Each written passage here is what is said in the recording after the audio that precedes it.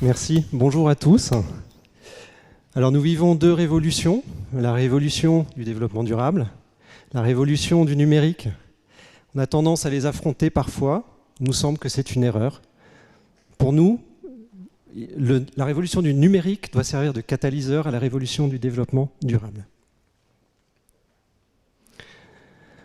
C'est tellement vrai que dans les plans de relance post-Covid, il ne vous a sans doute pas échappé l'importance du rôle du numérique dans les choix qui sont faits par les États pour relancer l'économie. 20% des aides post-Covid, des grands plans liés au développement durable sont liés au numérique. C'est énorme, c'est gigantesque, ça représente 150 milliards d'euros. Jumeaux virtuels pour nous, c'est une longue histoire. Nous allons bientôt fêter en décembre nos 40 ans. Nous avons commencé par utiliser ces outils dans le domaine manufacturier, l'aéronautique bien sûr, l'automobile, toutes les industries manufacturières. Un grand pas en 2012 avec la plateforme Jumeaux numériques pour la ville, pour l'environnement, en fait tout simplement pour utiliser ces outils développés pour les industries, pour la qualité de notre environnement, pour construire la ville.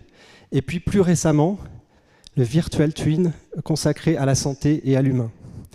Aujourd'hui, ce sont ces trois axes qui nous motivent, le manufacturier, l'environnement et la santé. Plus précisément, concernant les infrastructures, les villes, les territoires, ce qui nous réunit ici aujourd'hui, et merci aux organisateurs pour ce très bel événement, je voulais citer 3 cas d'usage et vous les exposer. Premier cas d'usage, le pilotage des politiques publiques. Vaste sujet. Mobilité, rénovation énergétique, îlots de chaleur, mobilité douce, espace vert, etc., etc.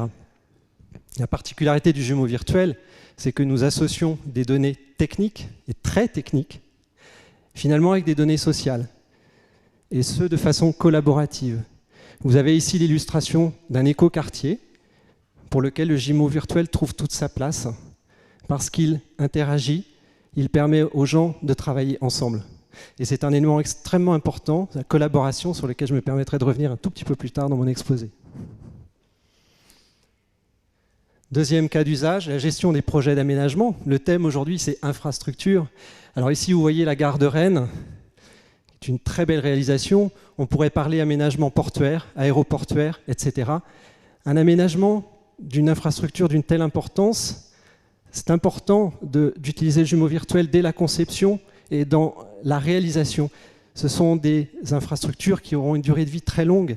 Et donc, plus tôt on simule finalement comment seront ces infrastructures dans l'environnement, mieux on pourra les concevoir et de façon plus durable.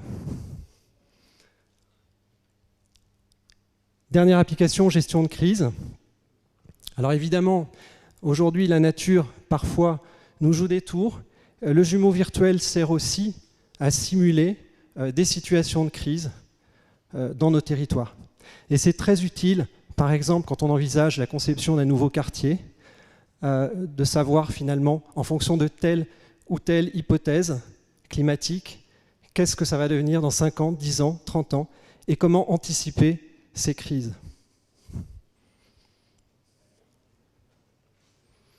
Finalement, tout ça fonctionne dans une approche plateforme. Qu'est-ce que c'est qu'une plateforme?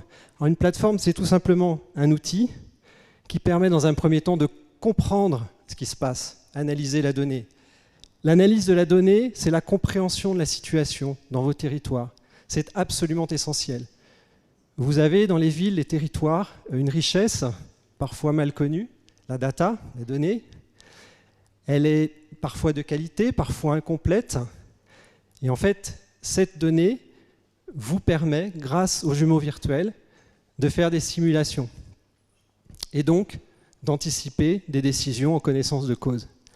Le président Rotner, à l'instant, je salue puisque finalement l'exemple que je vous montre ici, c'est quelque chose que nous avons développé pour la région Grand Est, qui était un outil de suivi de l'épidémie Covid sur le territoire Grand Est, sur des bases cartographiques, analytiques, qui permettait quotidiennement de savoir comment était la situation et d'anticiper finalement des décisions, ouverture, fermeture de lieux, des décisions parfois difficiles à prendre, mais cet outil permet de comprendre la situation.